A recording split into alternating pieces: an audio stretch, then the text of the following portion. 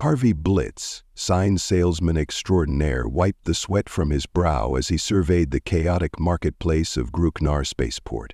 His ship, the Sans Serif, had sputtered to a halt on this backwater planet after a navigation error that he was absolutely certain wasn't his fault. The ship's AI disagreed, but what did circuits know about proper star chart reading? Just need enough credits for a fuel cell, Harvey mumbled to himself, adjusting his company cap emblazoned with "Signs of the Times, we point the way."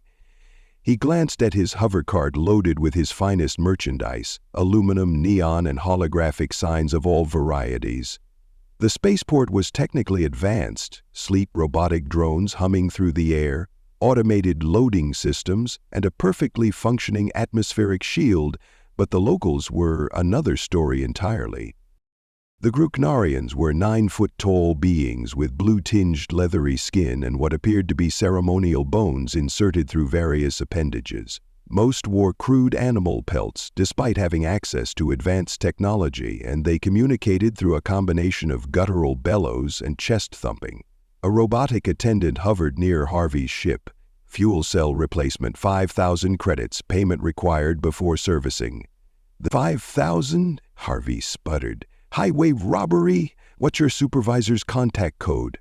The robot's ocular sensors blinked indifferently. Fuel cell replacement. 5,000 credits. Payment required before servicing. Harvey had exactly 237 credits to his name. He needed to sell signs, and fast. He pushed his hovercart toward the busiest part of the marketplace, arranging his wares with practiced efficiency. His novelty section featured classics like Trespassers Will Be Probed, always a hit in the Omega Quadrant, Area 52.5 beats Area 51 with a holographic UFO that winked, and his personal favorite, If You Can Read This, You're in Range, with a charming cartoon laser pistol. The more practical signs, wet paint, bathroom, food court, were arranged neatly on the other side of his display. A Gruknarian approached, towering over Harvey. It sniffed the signs curiously, then picked up "Caution, Hot Surface" and licked it. "Sir, ma'am, or esteemed being," Harvey called out. "That's a premium warning sign, helps prevent accidents around thermal areas." He smiled widely, revealing his perfect salesman teeth. The Gruknarian grunted, dropped the sign, and wandered away. Harvey's smile faltered. Over the next 3 hours he demonstrated signs to dozens of Gruknarians. They seemed interested in the bright colors and shiny surfaces, but showed no comprehension of their purpose. One nearly ate his slippery when wet sign before Harvey wrestled it away, damaging it in the process. A horrible realization was dawning on him. He pulled a digital notebook from his pocket and scribbled, "Can you read this?" on the screen, then showed it to a passing Gruknarian. The alien took the notebook, sniffed it, grunted appreciatively, and handed it back. "Oh no," Harvey whispered, "they're illiterate." A sleek service robot glided past and Harvey grabbed its attention. "Excuse me, do the Gruknarians read? Do they have written language?" The robot's voice was pleasantly bland. "Negative. Gruknarian civilization developed advanced technology through oral tradition and adaptive learning. Script-based communication, irrelevant to their evolution. Visitors requiring assistive translation. See spaceport information." Harvey slumped against his hovercart. "I'm doomed. I'm a sign salesman on a planet where no one reads signs. I might as well be selling swimsuits on a lava planet." As twilight fell on the spaceport, Harvey sat despondently beside his unsold signs. The Gruknarians were now engaged in what appeared to be a ritual feast, roasting some poor creature over a flame while surrounded by automated cooking units they ignored completely. "I'm going to die here," Harvey murmured. "My epitaph will read, 'Here lies Harvey Blitz, who failed to read the signs.'" He laughed bitterly at his own pun. Suddenly a shadow fell over him. Harvey looked up to see an elderly Gruknarian, distinguished by elaborate bone decorations and deep scars across its blue hide. The elder examined Harvey's signs with unusual interest, pausing at, "Employees must wash hands." Harvey sighed. "Yes, it's very shiny. No, please don't eat it." To his surprise, the elder produced a crude drawing on a piece of hide.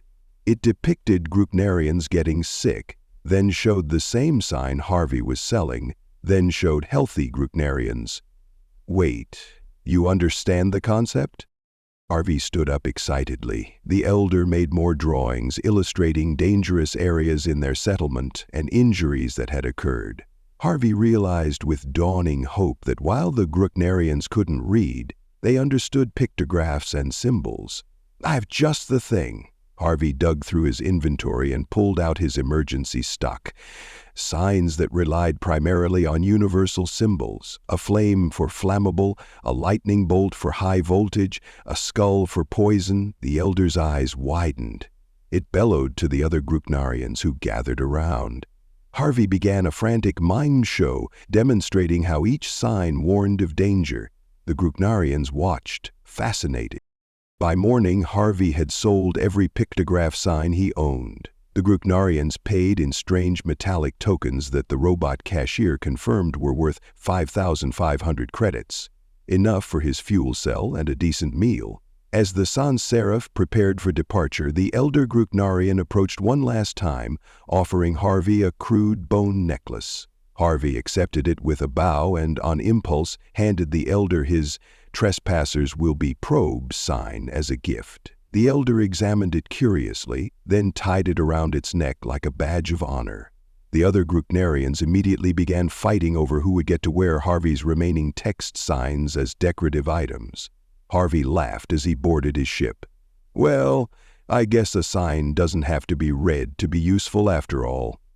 As the sans serif lifted off, Harvey made a note in his sales log: "Expand pictograph inventory. Potential market for decorative signage among pre-literate species." Then he set course for home, already planning his next catalog: Signs of the Times, now serving all species, readers and non-readers alike. Thank you for listening to this story. I hope you enjoyed it. Be sure to leave this video a like and subscribe if you want to see more stuff like this. Video shares, memberships, and super thanks help the channel grow as well, so feel free to partner with this channel in that way as we grow. With that all said, thank you again for listening to the story, and thank you for your time. On the left side of your screen are some videos I think you might be interested in. I hope to see you in the next one.